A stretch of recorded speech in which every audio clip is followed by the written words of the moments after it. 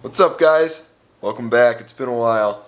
I think it's been over a year now.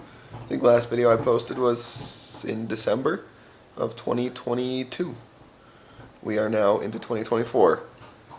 But as you can see, we've moved into the house. We moved into our house April of 2023, and we still have some stuff to do. Got a lot of stuff done since the last time you saw it, and I will give you an update on that.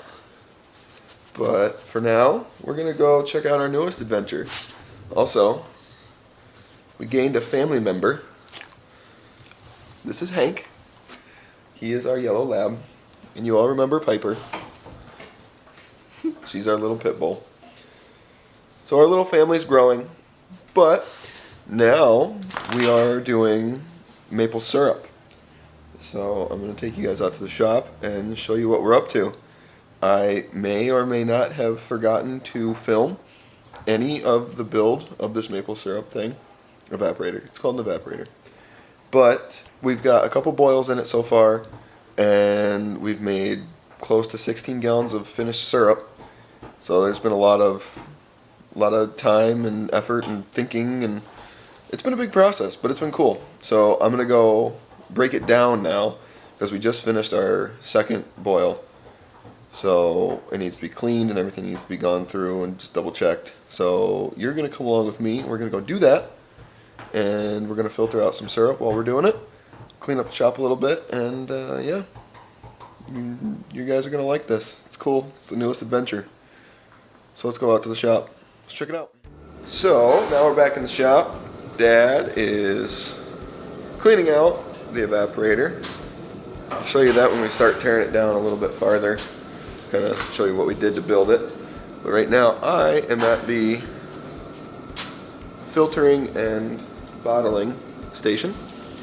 So what we do with our maple syrup is we take it off of the evaporator there. You can see over that little spout there, it comes out, and we usually have a bucket sitting underneath it. So it comes out at a specific percent sugar content is when it's actually considered syrup. It has to be 59 degrees on the Brix scale at 211 degrees. So that's when we pull it off and put it in that bucket, and we kind of take it off at a range. Start when it's 59, sometimes it gets higher, it gets a little bit lower, but we keep it, or try to keep it around that. So then once we get enough in that stock pot, we put it into this stock pot on the ring burner, turkey fryer, whatever you want to call it, and bring it back up, and then we adjust it to make sure that it is the exact perfect density of sugar. And then from there, we run it through that filter, which actually is just some pieces of sheet that have been cleaned very thoroughly, and it catches all the debris and anything else that might get in our syrup while we're cooking it. And there's actually another thing that we're pulling out called sugar sand, or niter is the technical term. That's just concentration of minerals and other actual nutrients that come out of the syrup when we boil it. So we take that out. It's technically healthy for you. It's good to eat, but it doesn't have the best appearance, and it's a little gritty, and it doesn't taste the greatest. So we filter that out, we put it in our bottles, and then these are a few of our bottles, our mason jars that we have gotten so far this year. This guy here, if you look through it, if we can see it in some sort of light, just look at that color. It's clear. That is some beautiful maple syrup, if you ask me, for just a couple guys making it in their garage. So we got through our first stock pot of maple syrup. So we have a full 5 gallons sitting right there. This 5-gallon bucket is about half full, so I don't think all of that is going to fit into that bucket. But what we're doing right now is we got this cooking, and we got to bring it up to 180 degrees-ish. I want to get it as close as we can to 180 without really going over, because they say that's the magic number for when that niter falls out of it. So if we keep cooking it above 180 multiple times, then it will keep dropping out that niter, and it's just not real good in the bottle. So we bring it up there, and then I'm checking the density on this guy. So that is a hydrometer. It goes in this stainless steel cup right here, and as the density becomes correct with the sugar and the temperature, there's a correction chart for what it's supposed to be floating at what temperature.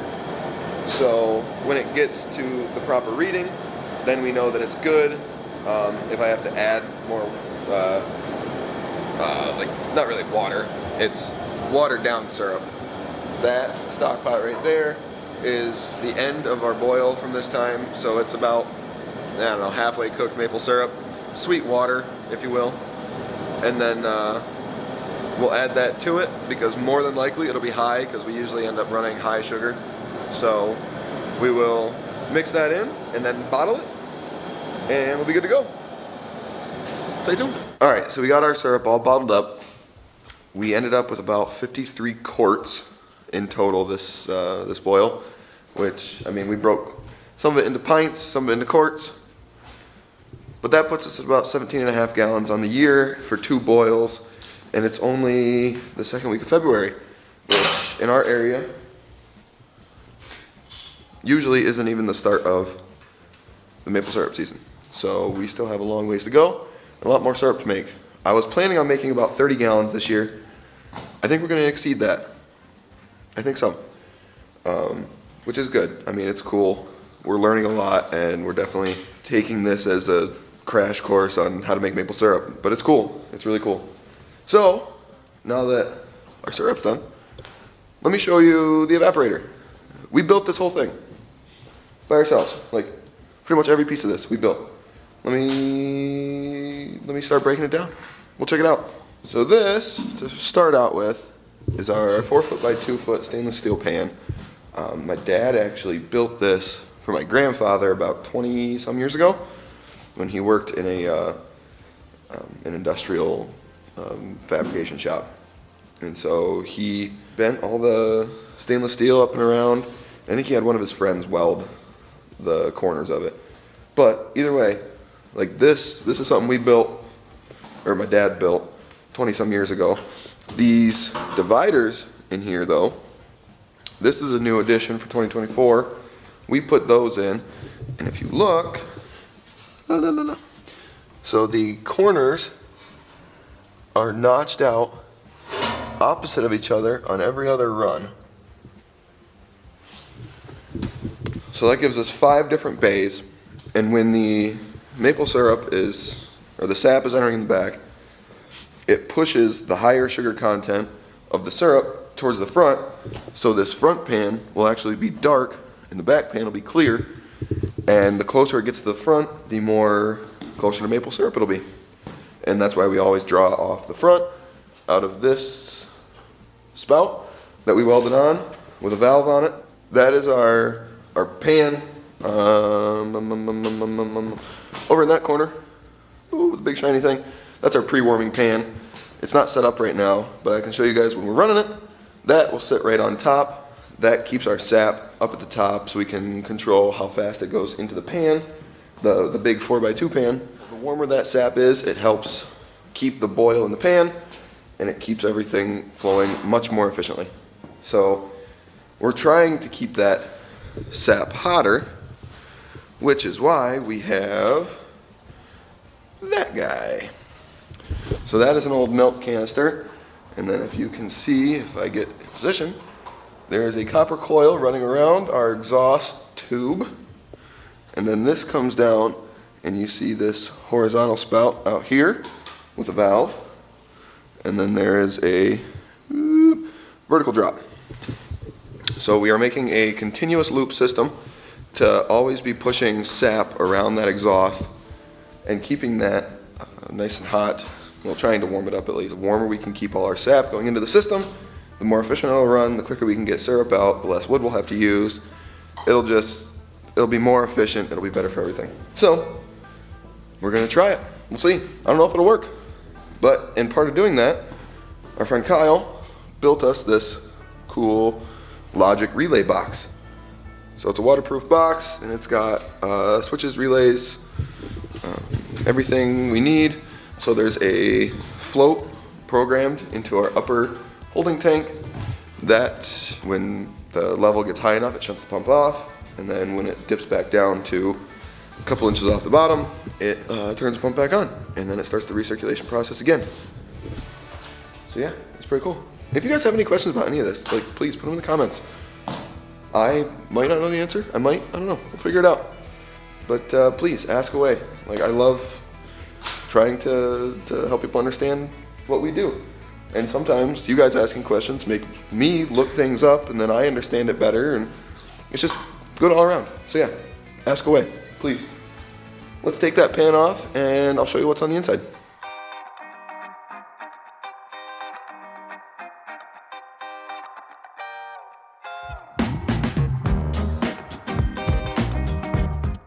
So this is the main beast of the operation.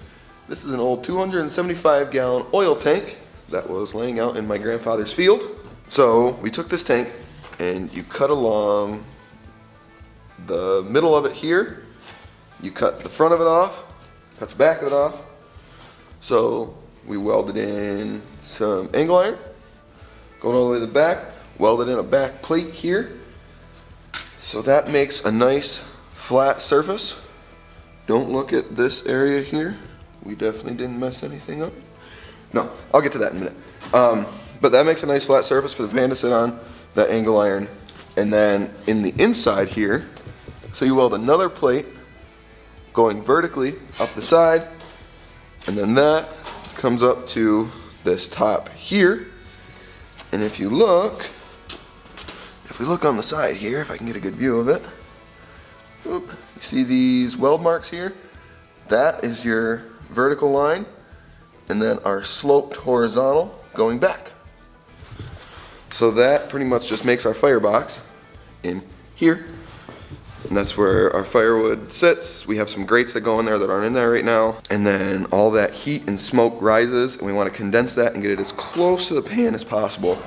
So in the back there, those bricks are fairly close to where that angle iron is. So that keeps that heat right on that pan and keeps it nice and hot, keeps a nice hot boil. So what I'm talking about is, if you look very closely, there is a secondary piece of angle iron here that is raised up because when we built all this, we didn't quite get out our levels. And so the lines we drew and cut were probably on one plane, which is okay. And then when we welded in the steel, it was on a different plane, which wasn't level with itself or anything in that sense. So we ran into a problem where we couldn't level the pan the way it was. So we had to take it back off, weld in additional pieces. We had to trim them and kind of make it a smooth transition. But we got it, and it's good. It's fine. It's not the prettiest. It's not going to win any awards, but it works. It works pretty well, actually. And then this guy here is trying to eat all of my scrap wood. Hank, anything you'd like to say to the camera? You've been caught red-handed. Yeah, escape. I dare you. Oh, you're a good boy. You're a good boy. Another thing we did, in order to get wood and everything else in the firebox, we have a door and a door frame. And if you look in the back, there is where the exhaust comes out. Those are all part of a barrel stove kit that we bought I think on Amazon, but you can get them at Tractor Supply and Runnings and Menards and anywhere like that. So we got that, and that's what does those. When this thing's up and running, I'll show you a little bit more, because we have fans that we set up on this thing just to really pump air to the fire, and there's a couple other things that we do, but it's pretty cool. I like it. But that's our breakdown for today. Show you guys what we built. I think next week sap's gonna be flowing again, so we're gonna be able to start boiling, and I will show you guys how we do that and what we do. We're gonna get back into this, hopefully find some time. It's always my big excuse. I'm sorry. I always tell people I just don't have enough time, but there are 24 hours in the day, so we'll make time for this. It'll be good. Like I said, if you guys have any questions, comments, anything, if you say, hey, you're doing that really wrong, please let me know. Like, we don't know what we're doing. We're learning. We're trying. But thanks for watching. I will see you guys on the next boil, and I will show you exactly how we make 100% pure New York maple syrup. See you next time.